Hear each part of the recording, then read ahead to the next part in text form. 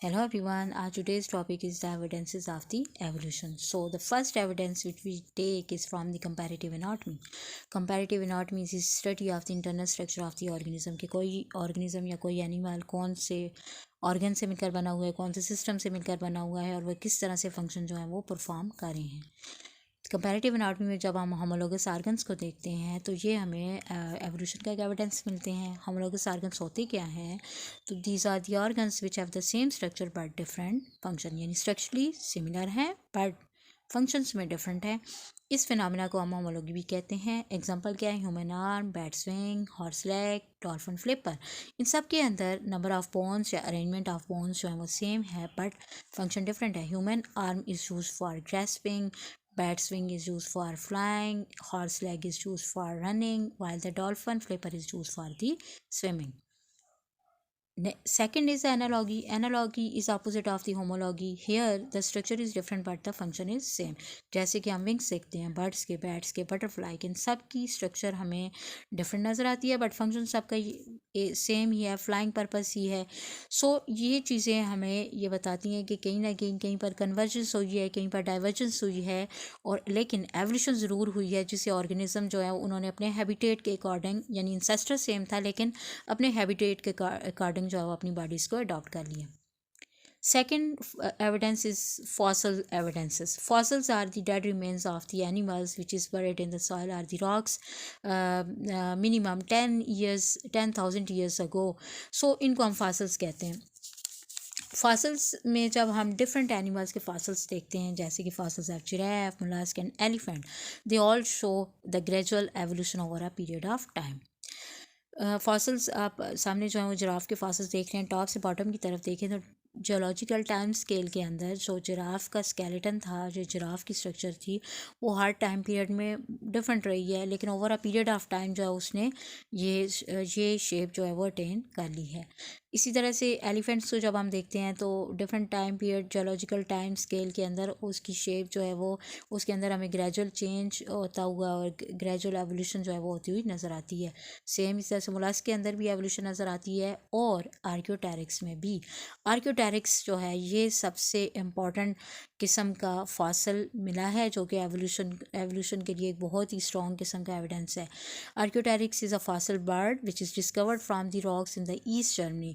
और ये जो बर्ड है इसके अंदर रेप्टिलियंस और बर्ड्स यानी एवियंस दोनों कैरेक्टर्स जो है वो पाए जाते हैं. जब हम इसकी बीक को देखते हैं तो इसके अंदर हमें छोटे छोटे टीथ इस तरह से नज़र आ रहे हैं. ठीक है. सो ये टीथ जो है ये इसको कौन सा कैरेक्टर दे रहे हैं? ये इसको दे रहे हैं रेप्टिलियन कैरेक्टर, जबकि इसके जो फीदर्स हैं, इसके विंग्स हैं, they all shows the avian characters, यानी ये हमारे पास जो है वो बर्ड्स लाइक कैरेक्टर हैं. So it is thought that it is a transition stage between the reptiles and the birds. ये हमें ये शो करते हैं कि किसी टाइम पे जो बर्ड्स हैं वो रेप्टाइल से इवॉल्व हुए हैं और आर्कियोटेरिक्स उसकी एग्जांपल है. Next evidence is the evidences from the vestigial organs. Vestigial organs क्या होते हैं? They are the functionless organs which is found in our body like the nictitating membrane, appendix, coccyx are the tailbone, mammary glands, muscles of the ears and bones, wisdom teeth, pointed canines and the hair on chest region. So अब यहाँ पर जितने भी हमारे पास organs है like nictitating membrane है, वो birds में हमें नज़र आती है कि वो स्लीपिंग मोड पे जब होता है तो वो अपनी आंखें जो है उनको बंद करने के लिए इसको यूज़ करता है, लेकिन हमारी आइज़ में इसका ऐसा कोई फंक्शन नहीं है. अपेंडिक्स का कोई फंक्शन नहीं है, कॉकेक्स का कोई फंक्शन नहीं है, मेमरी ग्लैंड्स का मेल में कोई फंक्शन नहीं है, so muscles of ears and bones का कोई फंक्शन नहीं है. सो ये क्यों है? तो किसी टाइम पे ये समझा जाता है कि इनका कोई फंक्शन था. विस्डम देखें, पॉइंटेड टीथ देखें तो पॉइंटेड टीथ हमारे जो ह्यूमंस थे यानी इनिशियल होमो स्पीशीज़ थी तो उनके अंदर, क्योंकि वो गोश्त को चीर फाड़ के खाते थे तो दैट्स वाई उनके अंदर जो वो पॉइंटेड कैनान्स जो हमारे अंदर भी रह गए हैं वो उन्हीं की प्रॉपर्टी रह गई हैं. Hair on chest they all are the example of the vestigial organs which show the that they are the functionless but at certain time they may have a proper function in our bodies. Next, अच्छा इसी के अंदर हम Python को जब हम देखते हैं तो Python show the tiny bone structures beneath it's skin. इनका अभी तो कोई फंक्शन नहीं है, लेकिन ये समझा जाता है कि ये किसी ज़माने में या पुराने ज़माने के अंदर जो इंसेस्टर्स थे उनमें ये हैंड लिम्स होती थी पाइथन की, लेकिन अभी जो है इनका फंक्शन जो है वो ख़त्म हो गया है। अच्छा जी, next step is from the biochemistry and the molecular biology. Molecular biology में जब हम देखते हैं तो हमारे पास जो प्रोटोप्लाज्म है, DNA, RNA, protein synthesis and ATPs, they all are present in all the living beings, and they exhibit the similarities.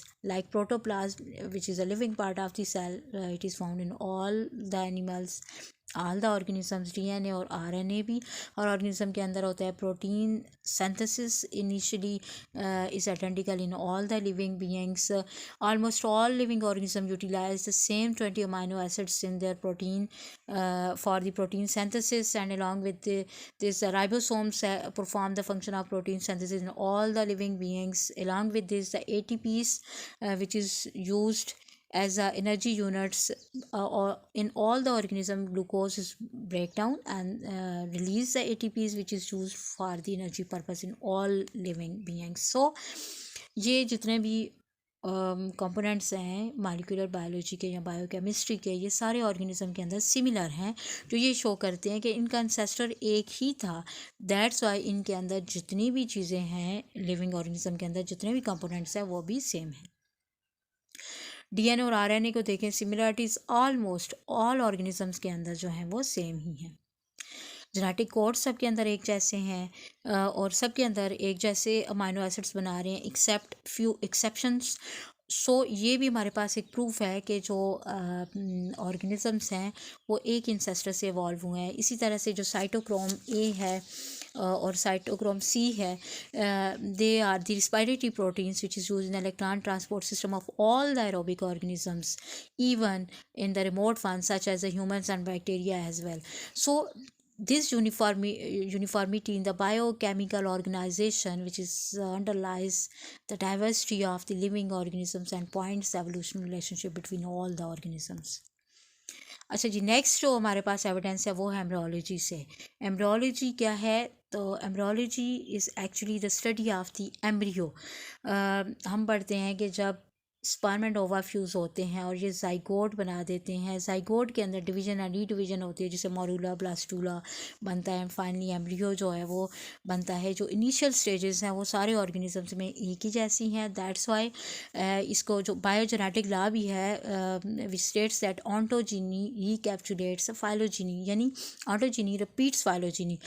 जितनी भी स्टेजेस हैं लिविंग ऑर्गेनिजम्स के अंदर, they show the common similarities in their early embryonic development, and it was proposed by the Karl von Baer. उसने कहा था कि जितने भी लिविंग ऑर्गेनिजम्स हैं ये अपनी लाइफ फॉर्म्स के अंदर सिंगल स्टेज से लेकर अपनी जो एम्ब्रियोनिक स्टेजेस होती हैं इनिशियल उनकी, उन सब में सेम होते हैं। जैसे कि आप shark, lizard, chicken, pig, human का एम्ब्रियो देख रहे हैं, तो इनके अंदर जो स्टेजेस हैं, इनिशियल स्टेजेस हैं, वो सब के अंदर सेम है।